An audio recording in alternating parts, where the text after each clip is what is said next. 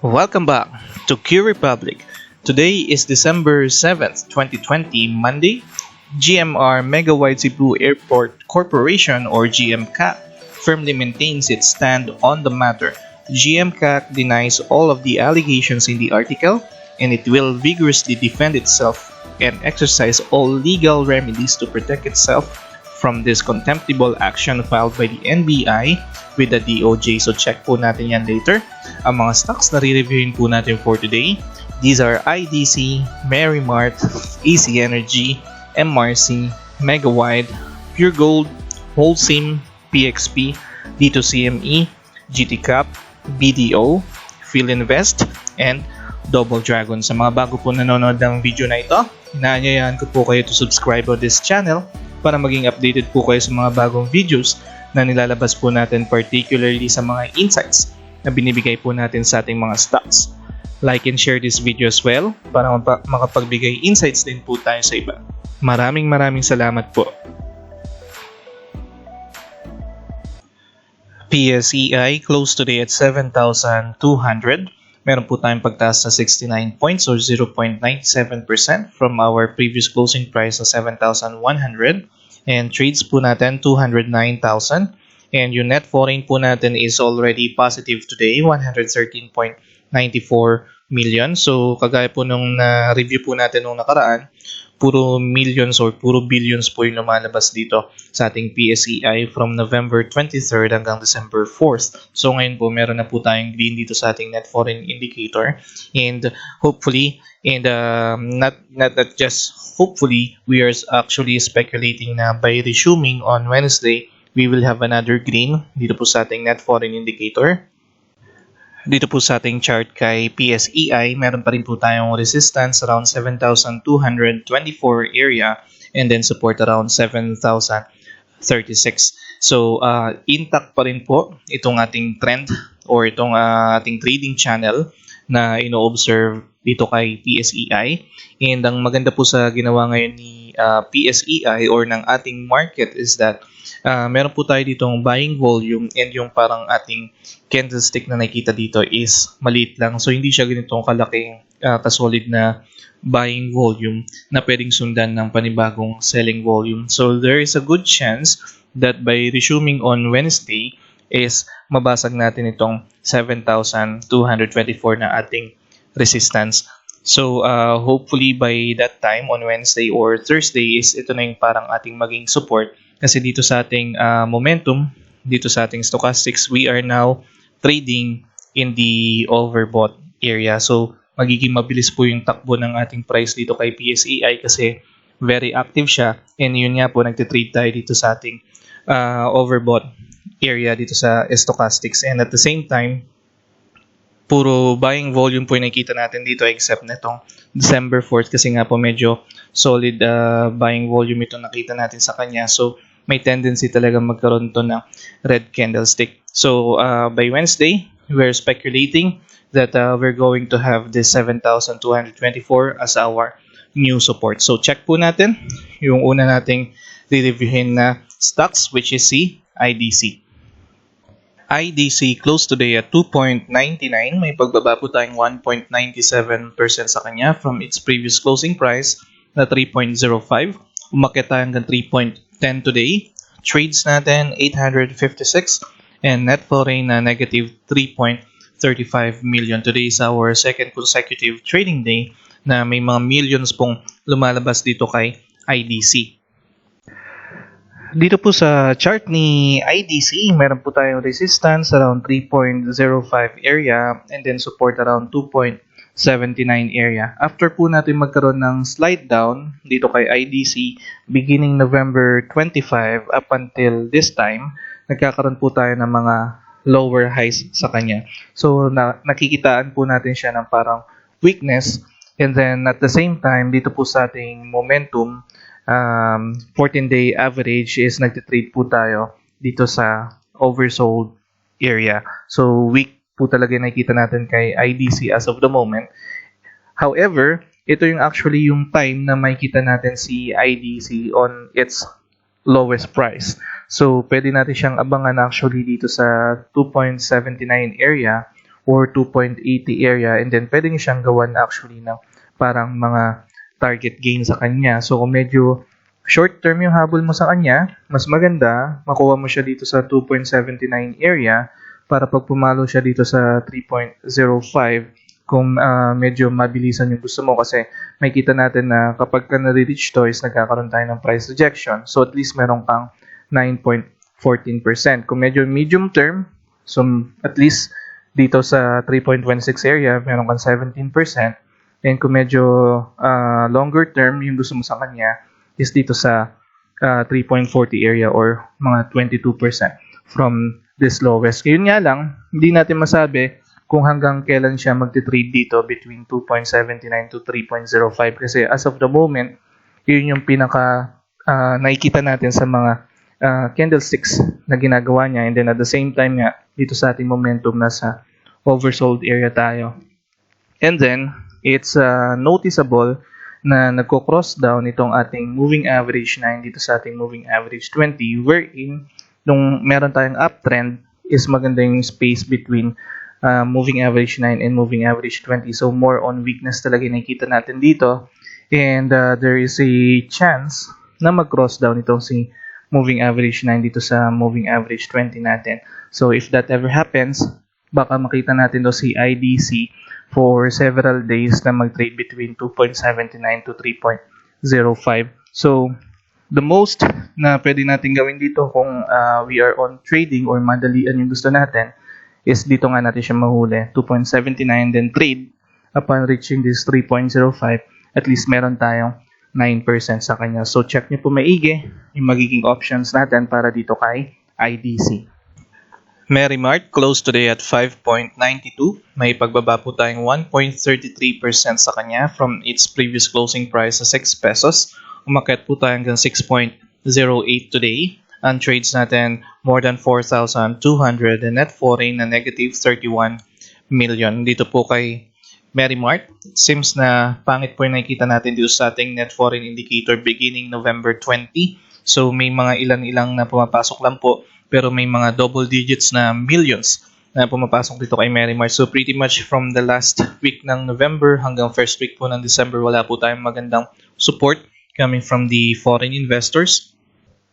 Dito po sa chart ni Merrimart, meron pa rin po tayong resistance around 6.23 area and support around 5.81 area. And mapapansin po natin itong mga candlesticks natin is it looks like nasa 8 trading days na tayong nandito, or equivalent ng 13 calendar days. So medyo mabagal po yung nakikita natin sa kanya, and medyo matagal na tayo nag-stay dito sa range na to between 5.81 to 6.20 area. Dito po sa ating stochastics, ito nga po sa ating parang 14-day average sa kanya when it comes to momentum, nakita po natin na nagkakaroon tayo ng weakness sa kanya. So we are now currently dito sa 60 level area.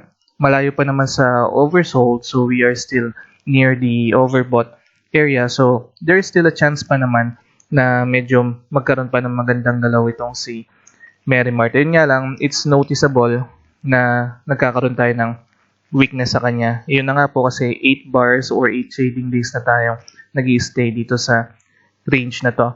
And sa mga spaces between the moving averages, maganda pa naman yung pinapakita natin dito kay Merrimart.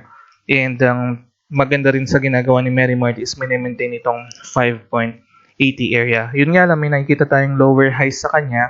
So, may mga possibility na pwedeng mabutas ni Merrimart itong 5.81 area. And if positive yung tingin natin kay Merrimart, that would be the time na pwede tayong mag-add up sa kanya, accumulate shares, and doon sa mga gustong pumasok, ganun din yung pwede natin gawin sa kanya. Pero we are more on weakness, so we have to expect na medyo magiging mabagal yung galaw ni Merrimart. And it really requires patience from us, kasi kung nagbabalak tayo sa kanya na parang malaking gain, medyo matagal natin siya bago mapuno. Pero kung magkaroon tayo ng magandang parang trading plan sa kanya, for example, mahuli natin siya dito sa 5.56 area, tapos medyo long term yung inisip natin sa kanya, medium to long term, pwede nating i-reach itong 15% upon reaching this 6.46 area. However, mind you again, medyo mabagal yung makita natin dito kay Merrimart. So, kung sakali, pwede ka rin magkaroon ng parang short span of time ng trading dito kay Merrimart. So, if ever, pwede actually natin siyang ibaba dito. And then, kung mahuli mo siya dito around 5.50, pwede kang mag-trade dito upon reaching 5.80 area. Yun nga lang, napakababa. Mga nasa 4% lang siya to 5%, depending kung ano yung magiging target mo sa kanya. So, siguro pwede mo siyang paabutin hanggang 6 pesos para at least meron ka mga 7.90%. So, what we are trying to say here is that medyo mabagal yung makita natin dito kay Merrimart kasi nga po dito sa ating momentum is nandito na tayo sa 60. We are no longer trading dito sa overbought area. So, meron na nga rin po tayong mga lower highs na nakikita and 13 calendar days or 8 trading days na tayo nag-stay dito sa area na to. Although, up pa rin naman to si Merrimart, so nasa options na po natin kung alin po dito sa mga target na to or kung meron man kayong sariling target na parang sinet up dito kay Merrimart. So, check nyo po maigi yung magiging options natin para kay Merrimart. ASEN closed today at 6.13. May pagbaba po tayong 2.70% sa kanya from its previous closing price na 6.30. Umakit lang po tayo hanggang 6.27 today. Trades natin more than 4,000. And today yung ating first trading day na meron po tayong negative dito sa ating net foreign indicator. So mapapansin po natin from November 26 up until last Friday, puro green po and millions yung pumapasok dito kay ASEN. So today yung ating parang first trading day of the month of December na merong negative dito sa ating net foreign indicator. Dito po sa chart ni ASEN, meron pa rin po tayong resistance around 6.40 area and then support around 6.13 area. And it's noticeable po na medyo nagtatagal na rin po tayo dito sa ating range between 6.13 to 6.43. So kung susukatin po natin siya, meron tayong dito parang 9 trading days na nag-stay na po tayo dito or 14 calendar days. Half of the month na po tayong nandito. So it only shows na may weakness po tayong nakikita sa kanya. That's why pwede rin po tayo maglagay dito ng para mga lower highs na na-observe sa kanya. So same as Merrimart. So nagkakaroon po tayo ng mga magbagal na galaw sa kanila and yung mga volume po natin is lumiliit. So dito po sa ating momentum, stochastics, medyo in range pa naman po tayo kay ASEN kasi nung pataas po yung ginagawa natin sa kanya, nagdidip tayo dito as low as 66. So dito naman sa ating momentum, medyo inline pa naman tayo. Although it's noticeable na ang inaangat na lang po natin is 80 and then 77, then nagkakaroon tayo ng pagbaba sa kanya. So pwede rin po tayo magkaroon ng actually na parang short term na trading plan dito kay EC Energy. If for example na naiinip kayo sa kanya, kailangan nyo lang siyang lagyan ng mga setup na parang ganito depending sa parang magiging target ninyo sa kanya. Kasi since nagkaroon nga tayo ng lower highs, pwedeng ma-observe natin na mabasag ni AC Energy itong ating support around 6.13. So halimbawa dito mapunta siya hanggang 5.95. Pwede nyo siyang setupan maximum dito sa resistance na to around 6.40. So at least magkakaroon kayo ng 7%. Pero if ever medyo long yung tingin niyo sa kanya, pwede nyo pa rin naman siyang setupan hanggang dito sa 7 pesos area. So kagaya po kay Merrimart, medyo patience yung kailangan natin dito. So we don't know yet hanggang kailan tayo magtatagal dito. Pero so far, 14 calendar days na po tayo nandito sa range between 6.13 to 6.40. So mabagal po yung nakikita natin dito kay AC Energy. Pero we are still trading above the moving averages. Yung mga spaces between moving average 50, 20, and 9 average is still malalaki. So up pa rin naman siya, pero mahina yung nagiging galaw niya. So check nyo po maigi yung magiging options natin para kay ASEN. MRC closed today at 0.52. May 3.70% po tayo na pagbaba sa kanya from its previous closing price na 0.54. Ang trades po natin more than 2,000 and net foreign na negative 6.53 million. Today is our second consecutive trading day, and mas dumami po yung ating withdrawals from the foreign investors today. So from 700,000 naging 6.53 million tayo dito ngayon kay MRC. Dito po sa chart ni MRC, meron pa rin po tayong resistance around 0.55 and support around 0.52. And also, it's noticeable today na nabasag po natin itong moving average 9 and almost na nabasag din itong ating moving average 20 and then nag-close tayo ng 0.52. So, unfortunately, nagkakaroon din po tayo ng mahinang paggalaw dito kay MRC, just like ASEN and Merrimart. Dito naman po kung susukatin natin itong si MRC, mga 11 bars or 11 trading days na po tayo nandito sa area na to or kalahating buwan na rin po, 18 calendar days. So medyo mabagal din po yung nagiging galaw na ito ni MRC and we need a little patience dito kay MRC. And if you will observe, nabi-breakdown na po natin itong moving average 9. Although this is normal lang naman kay MRC kasi makikita natin previously nabi-breakdown din natin itong moving average 9 and then nagkakaroon tayo ng bounce back. However, ito medyo nagtatagal na tayo dito below the moving average 9. So meron na tayong mga 4, 5, 6 candlesticks and kumbaga ito na yung pinakamatagal natin sa isang range between support and resistance. So medyo weak yung nakikita natin sa kanya. And dito nga sa ating momentum, makikita rin natin yung weakness natin sa kanya. So we are now trading dito sa stochastics level ng 39 near the oversold area. So medyo kukonti po yung nagtitrade dito kay MRC and makikita natin yung ating mga volume is lumiliit or mga maliliit. So nagkakaroon tayo ng consolidation more on weakness and hindi po malayong mangyari na magkaroon tayo ng mga candlesticks na maabot itong moving average 20 in the coming days kung magtutuloy pa rin po yung ating weakness dito kay MRC. So that would be the time na pwede tayong mag-add up dito kay MRC depending on your trading plan or on your target range. Kasi if ever, for example, makuha mo siya dito sa 0.50 area and then ma-reach natin itong 0.55, meron ka na kagad 9% gain sa kanya. So, kung medyo gusto mo pa siyang pataasin hanggang 0.58, pwede kang magkaroon ng 15% sa kanya. So, kasi medyo up pa naman yung tingin natin sa kanya, kaya lang ba magkaroon tayo ng swing low dito kay MRC, touching or breaking down itong si moving average 20.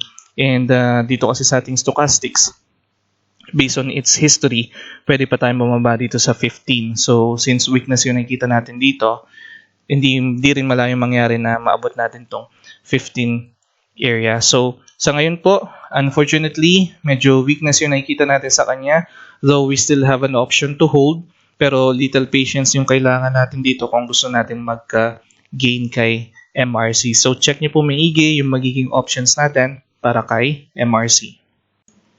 Mega-wide closed today at 8.89. May pagbaba po tayong 4.31% sa kanya from its previous closing price na 9.29. Meron po tayong trades na more than 5,400 and net foreign na negative 13.18 million. So after po ng 2.19 million na pumasok sa atin nung Friday, na triple or quadruple pa po yung lumabas ngayong araw na to. Check lang po natin itong current news natin para kay Mega-wide. So, clarification regarding NBI files wraps versus MCI AA executives, 15 others over alleged violation of anti-dummy law. So, nung nagkaroon po tayo ng slide down dito sa price ni Mega-wide is meron nga pong lumabas na news regarding violation of Mega-wide dito sa ating anti-dummy law. So, sabi po dito ni Manila Bulletin sa kanilang Internet Edition News, Mactan Cebu International Airport or MCIAA General Manager and Chief Executive Officer na si Steve Dikdikan and 14 other persons face a complaint before the Department of Justice for allegedly violating the Constitution and the anti-dummy law over the awarding of the concession deal to a consortium that is not wholly Filipino-owned, the NBI announced on Friday, December 4th.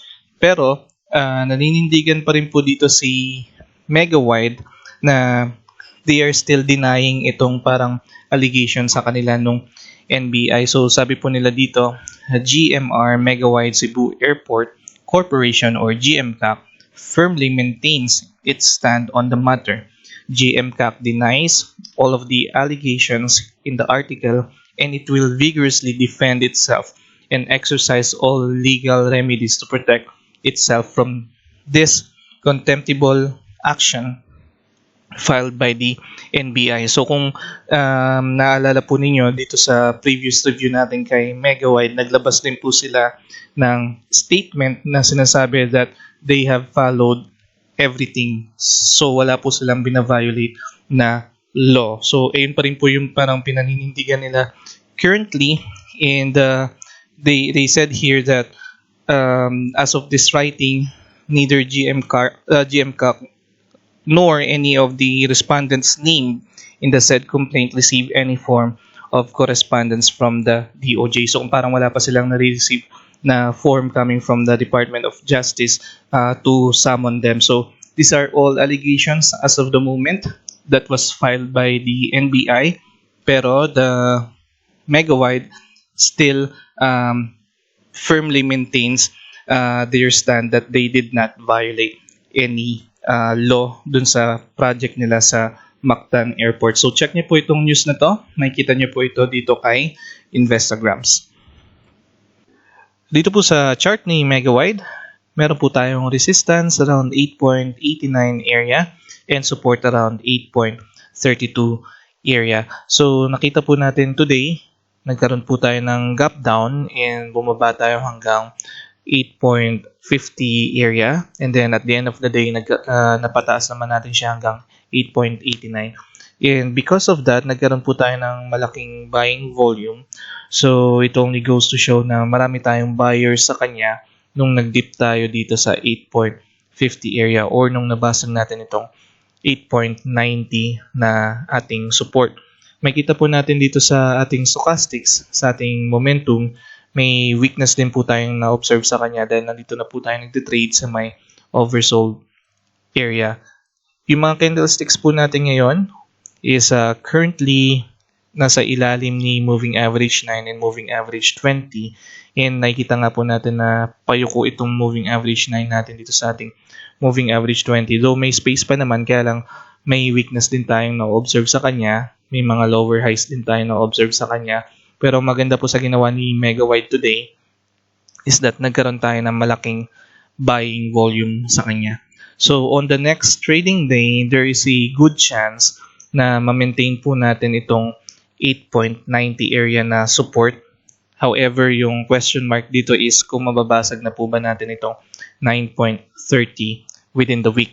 What we can just say now is that magiging matibay na po itong support na floor natin na 8.90 by resuming on Wednesday once na magkaroon po tayo ng panibagong buying volume. So wag lang sana tayo magkakaroon ng another selling volume kasi bababa na naman tayo dito sa area na to. Pero we are more on speculation na magkaroon tayo ng buying volume kasi if ever man magkaroon tayo ng profit taking sa kanya. Pero pwede naman 5%, almost 5 to 6% na rin kasi, especially sa mga nakabili dito sa area na to, baka pwede silang mag-profit taking. Pero masyadong mababa pa siya, so baka hinintay pa nila hanggang dito sa 9.30 area. So we are more on speculating na i-maintain natin tong 8.90 area on Wednesday. However, hindi nga lang po natin alam kung kailan po natin mababasag itong 9.30. So it would depend sa market. Yun po yung babantayan natin as of the moment sa ngayon.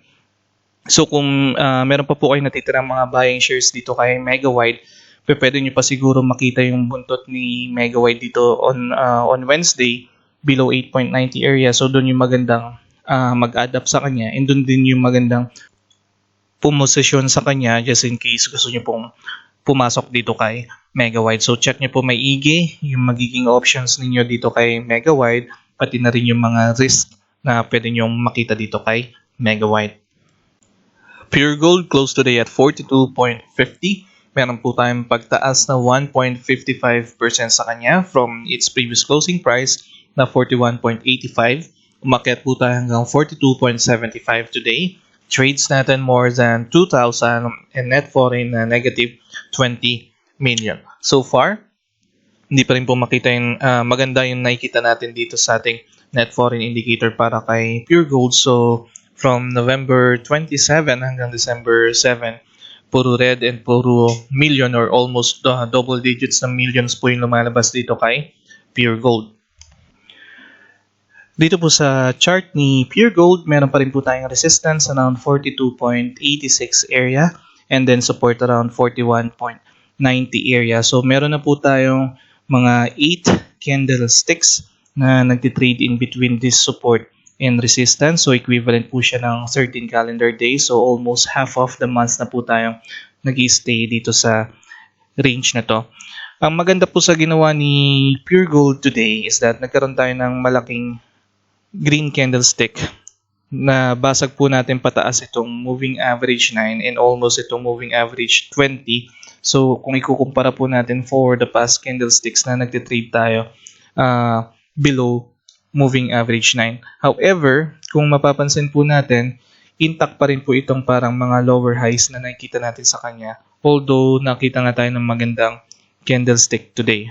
So meron pa rin po tayong risk na nakikita dito kay Pure Gold na pwede pa rin ituloy itong lower trend or itong channel na nakikita natin sa kanya. Unless siguro na mabasag natin itong 42.86 area kung saan ito yung parang nagiging resistance natin dito sa area na to. And then, if that ever happens, pag nabasag na natin itong 42.86 area, ma-observe natin ngayon itong si moving average 9 to cross above again moving average 20. So siguro yun na yung confirmation natin dito kay Pure Gold na magkakaroon tayo ng ibang takbo. Kasi pag nangyari po yun, aangat na ng todo itong ating stochastics. Kasi currently, we are at the 37, so we are still near the oversold area. So mahina pa rin yung momentum na nakikita natin sa kanya. So as of the moment, more on weakness pa rin po yung nakikita natin sa kanya and more on consolidation between 41 to 42 area, and then almost half of the month na po tayo nandito or 8 trading days. So check nyo po maigi yung magiging options natin para dito kay Pure Gold. Holcim closed today at 7.20. Meron po tayong pagtaas na 4.50% sa kanya from its previous closing price na 6.89. Trades po natin 817, net foreign negative 2.08 million after po ng 2 consecutive trading days na almost like more than 1 million. Meron po tayong 2 million na lumabas today. So it seems na hindi po maganda yung support ng ating foreign investors as of the moment dito kay Holcim starting November 27 up until today. Dito po sa chart ni Holcim, meron pa rin po tayong resistance around 7.20 area and then support around 6.80 area. So nakakita po tayo ng magandang candlestick na ginawa ng ating market ngayon dito kay Holcim. Kasi last time nakita po tayo ng mga lower highs sa kanya and then all of a sudden binasag po ito ng ating market today. So may kita rin po natin dito sa ating volume after ng dalawang selling volume natin is nagkaroon tayo ng malaking buying volume. That leads up our stochastics level dito sa 76, more on the overbought area na naman. So stochastics wise or momentum wise nakita tayo ng mabilis na galaw dito kay Holcim. Actually, hindi pa naman napuputol yung momentum niya kasi ito lang yung pinaka-deep niya, 55, and then bumabalik agad tayo dito sa overbought area. So, meaning to say, marami po or active itong si Holcim natin. Unlike sa ibang mga stocks na makikita natin, yung ating stochastics is parang nababasag na yung kanilang support. Dito kay Holcim, very active pa rin naman and intact pa rin yung ating parang momentum dito kay Holcim. And yun nga po, nagkaroon tayo ng magandang galaw today. And because of this candlestick, there is a good chance na mabasag natin itong 7.20 area upon resuming on Wednesday. So ang ang ine-speculate po natin is magkakaroon pa tayo ng panibagong buying volume on Wednesday and maintaining the 7.20 area na parang ating support. So kumbaga, natapos na po yung ating swing low dito sa kay Holcim and we are now heading towards dito sa ating parang next resistance around 7.89 area. So check nyo po maigi yung magiging options natin para kay Holcim. PXP close today at 13.60. Meron po tayong pagtaas na 0.29% sa kanya from its previous closing price na 13.56. Trades po natin 619. Net foreign positive 2.61 million. So far, today is our third consecutive trading day na meron pong support coming from the foreign investors. Dito sa chart ni PXP, meron po tayong resistance around 14.20 area and then support around 13.38 area. So mapapansin po natin maliit yung ating candlestick na ginawa today and yung ating volume actually is mga maliliit din. So slowly moving po itong si PXP na pataas naman yung parang nagiging speculation natin sa kanya. Yun nga lang, we have to be cautious dito kay PXP as of the moment kasi it looks like na dalawang candlesticks na po yung nag-attempt na basagin itong ating 14.20 area pero may weakness tayo nakikita, may mga price rejection. And ang ginagawa po natin ngayon is minemaintain natin itong support na 13.30 area. However, it's noticeable naman din na every time na ma-reach natin yung resistance is parang bumababad tayo dun sa level na yun. So we are speculating na ang mangyayari dito po kay PXP is more on maintaining itong 13.30 area or baka magkaroon tayo ng consolidation dito sa range na to between 13.30 to 14.20. Ang maganda po sa ginagawa natin is momentum wise, nandito po tayo sa 70 near the overbought area. So medyo active po itong si PXP natin kasi wala tayo dito sa oversold and we are trading near the overbought area. Yun nga lang, makikita natin na may weakness nga po dito sa 14.20 and it may take like 2 or 3 days tayo magme-maintain dito sa 13.38. Then hopefully by Friday, this coming Friday, is mabasag natin tong 14.20.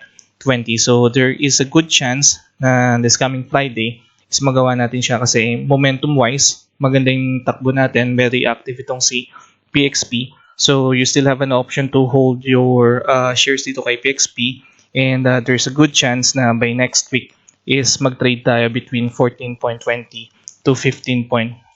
So ito yung time na pwede tayong mag-add up sa kanya, especially pag dumidikit tayo sa moving average 9 or nababasag natin siya pababa. So again, momentum wise, maganda po yung pinapakita niya, very active po. So check nyo po maigi yung magiging options natin para kay PXP. Dito, CME closed today at 7.61. Meron po tayong pagtaas na 9.97% sa kanya from its previous closing price na 6.92. Trades po natin more than 18,000 and net foreign na positive 31.56 million. Today is our second consecutive trading day na meron pong support coming from the foreign investors. Dito po kay Dito CME, since nagkaroon po tayo ng magandang galaw sa kanya today, we are speculating na ang bagong support natin is 7 pesos area and for the moment ang ating resistance is 7.60 area. So marami pong speculation last week na hindi po mababasag ni Dito CME itong 7 pesos kasi nga meron tayong mga bid na nakikita na parang maraming or makapal na harang on 7 peso area. So meron mga like 1 million yata na bid yun. Kaya they are speculating na hindi siya mababasag. Kaya lang kasi, indicator-wise na nakita natin last week is that yung ating stochastics is nandito sa 90 and then yung parang pwede natin maging resistance is 101. So, pwede pa talaga siyang mabasag kahit na nakakita tayo ng magandang malaking or makapal na bid that time. Kasi nga po, nagkaroon na rin tayo ng magandang takbo dito kay Dito CME after po natin parang mag-form dito ng parang handle sa kanya and then nag-trade na tayo above the moving average 9. So step by step natin siyang ginawa, maliliit na volume lang, kagaya po na sinabi ko during the last review, hindi siya malaking volume na kagaya nito or malaking candlestick na pwedeng magkaroon ng selling pressure kinabukasan. So maliliit lang siya step by step. That's why nabasag po natin itong itong 7 pesos dito CME. So sa ngayon po, since meron tayong magandang volume dito and then nabasag na natin yung parang pinaka-resistance natin na 7 pesos, there's a good chance na upon resuming on Wednesday is that magte-trade na po tayo between 7.60 to 8 pesos area. So sa may mga hawak pong shares dito dito CME, you still have an option to hold it kasi hindi na po natin nakikita ito dito CME na bababa pa dito sa 7 pesos area. So very active po dito CME. Nandito siya nagte-trade sa overbought area. So medyo mabilis yung magiging galaw ni dito CME. And yun nga po, we are speculating that on Wednesday we are going to trade between 7.60 to 8.10. And there is a good chance that either this coming Thursday or Friday is that mabasag natin tong 8 pesos area dahil sa magandang galaw ni dito CME, very active, and then sunod-sunod na po yung buying volume na nakikita natin sa kanya. So check nyo po maigi yung magiging options natin para dito CME. GT Cap closed today at 665. Meron po tayong pagtaas na 2.54% sa kanya from its previous closing price na 649. Trades po natin more than 3,000 and net foreign na negative 2.36 million. So after po ng 4 consecutive trading days na puro green, today po is our first day na meron pong red dito sa ating net foreign indicator. Dito po sa chart ni GT Cap, currently meron po tayong resistance around 665 area and then support around 634 area. So tinamaan po natin yung parang last high natin noong February 2020 and we are now heading towards this 700 pesos area. So kung mapapansin po natin, ang ganda po ng momentum na tinatakbo ni GT Cap. We are trading above the moving average 9. And dito po sa ating stochastics, makita po natin na nandito po tayo sa overbought area and currently nandito tayo sa ating resistance sa ngayon. So historically, ito po yung pinakamataas natin dito, 99. So nakikita po natin dito is baka po mag-stop muna tayo dito kay GT Cap or baka magkaroon tayo ng maliit na candlestick dito sa kanya upon resuming on Wednesday. Pero ang nakikita naman po natin sa kanya, could be na dito tayo mag-close sa kanya above 665 by Wednesday.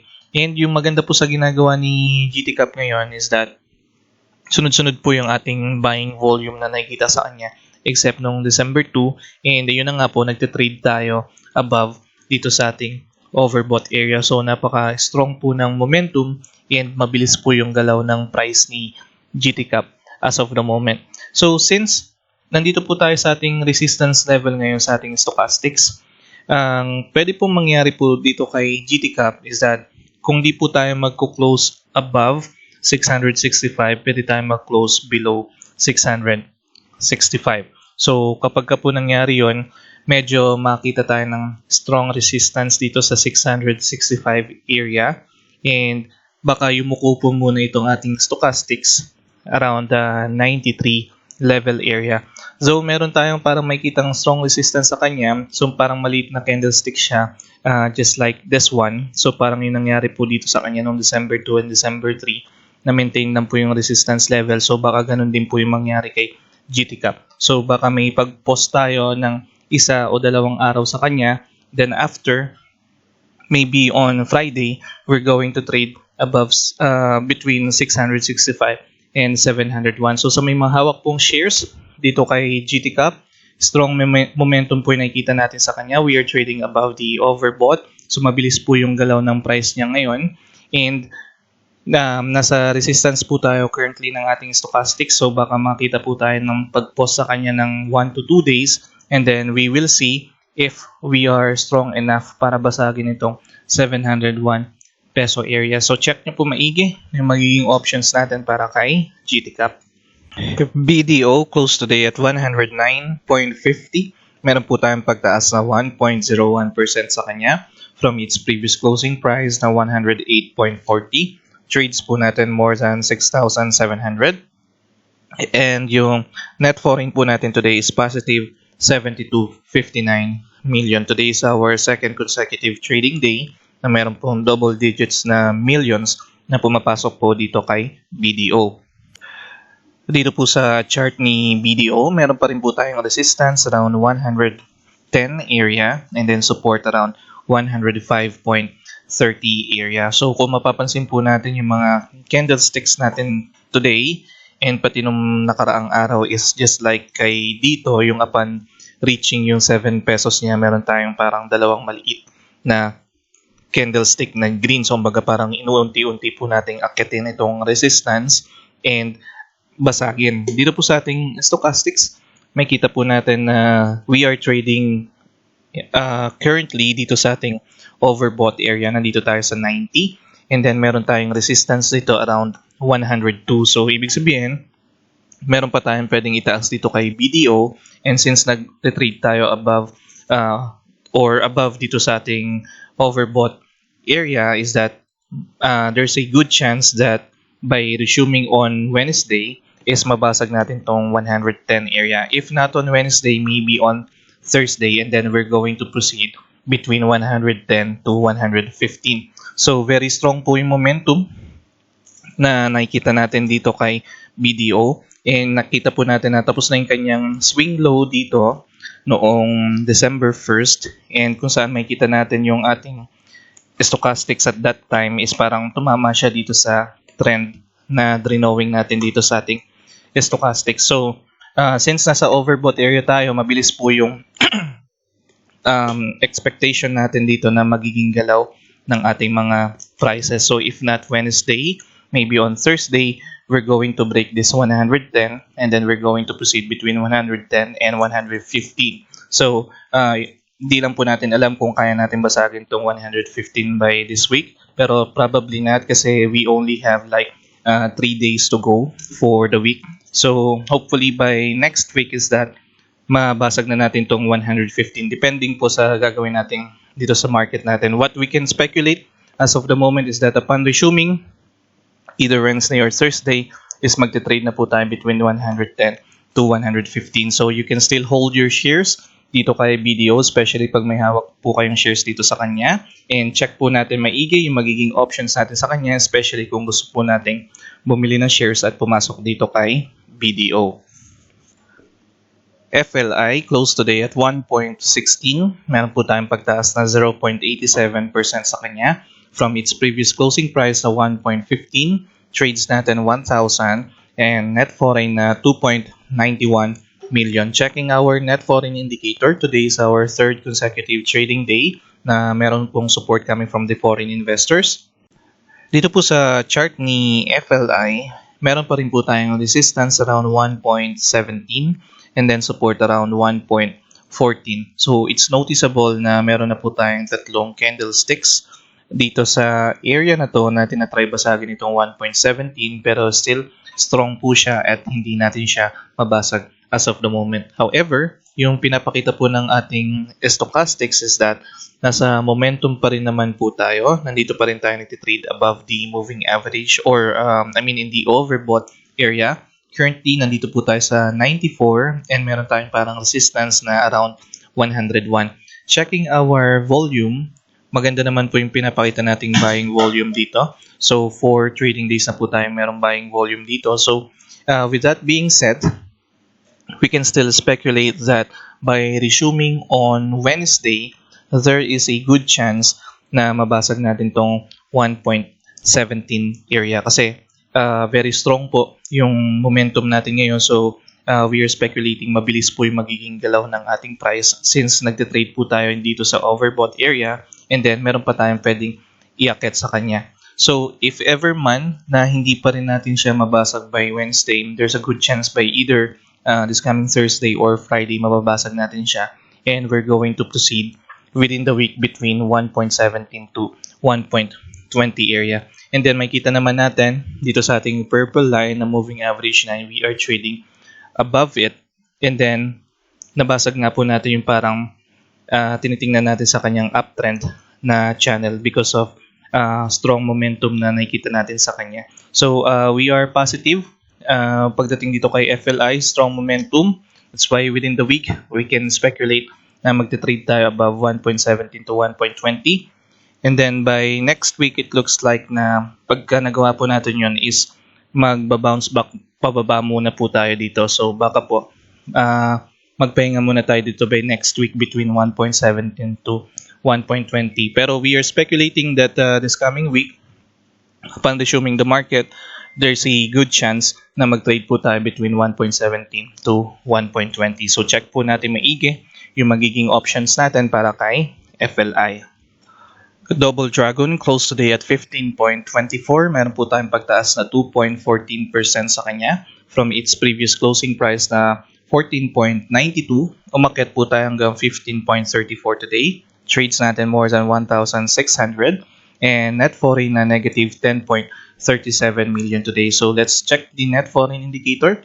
Unfortunately, hindi po maganda yung nakikita nating net foreign indicator para dito kay Double Dragon. It seems that wala po tayong nakukuhang support coming from the foreign investors para dito kay Double Dragon.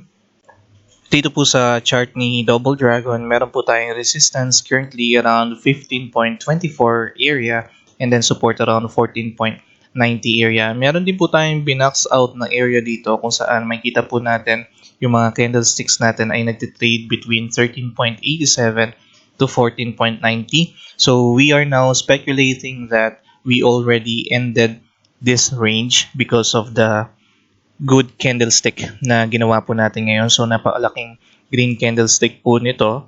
So we are now assuming na itong 14.90 area is kind of strong na.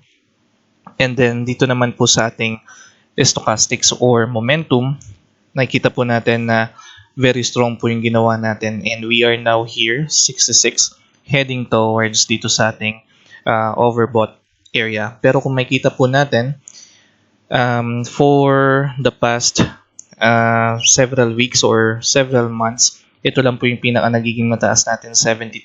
So, ito yung parang i-challenge natin ngayon kung masusuportahan po ba ng ating market itong si Double Dragon to go in the overbought area. Kasi as of the moment, since nasa 66 po tayo, though mataas po siya, wala tayo dito sa oversold area. Pero we cannot still say na medyo mabilis yung magiging galaw natin dito kay Double Dragon kasi nga po below tayo ng overbought area. Nasa 66 pa lang tayo. So maybe one of the reasons on this one is that yung ating mga foreign investors. So medyo hindi po sila nag-i-invest dito kay Double Dragon. So medyo hindi tayo nagpupunta sa overbought area. However, meron naman po tayong nakikita ditong trend na pataas or trading channel dito sa simula nung November 11 hanggang ngayon. So nakita po natin na nagtitrade tayo above the moving average 9. Pero yun nga po, it looks like na mapupunta na po tayo dito sa ating resistance level. So we are speculating na baka medyo mag-stop tayo dito and then makita tayo ng pagbaba dito sa ating candlestick. So kumbaga parang we are speculating itong resistance na to is kind of strong, itong 15.24. So depending po sa gagawin ng ating market, once na medyo makawala tayo dito sa 72 at magpunta tayo dito sa 80 area, that would be the time na we can say na mababasag natin tong 15.24 area. So we are speculating that by Wednesday, upon resuming dito po sa ating market, is that baka mag-close tayo below 15.24 dito kay Double Dragon. However, you still have an option to hold your shares kasi nga po, nagtitrade pa rin tayo above the moving average 9. It's just that we don't know yet kung kailan natin babasagin itong 15.24 area. Kasi it looks like na after po neto is magkakaroon tayo ng selling volume. Kasi dito sa pattern na ginagawa niya, although dito noong November 27, nagkaroon tayo ng panibagong buying volume, pero makikita nyo naman po, kinocompress siya pababa ng ating mga sellers. So, kung magkaroon man tayo dito ng buying volume, baka po makompress din po ito pababa. So, there's a good chance na umakyat tayo dito 15.24 intraday, pero upon closing the market, baka mag-close po tayo dito below 15.24. So, check nyo po maigi yung magiging options natin para kay Double Dragon. And that's it for today. Kung nagustuhan niyo po itong video na ito, please like it and share it as well para makapagbigay insights din po tayo sa iba. At sa mga bago pong nanonood ng video na ito at patuloy na sumusubaybay po sa atin, I am inviting you to please subscribe on this channel para maging updated po kayo sa mga bagong videos na nilalabas po natin, particularly sa mga insights na binibigay po natin sa ating mga stocks. Maraming salamat po sa oras ninyo. I'll see you soon. Q Republic.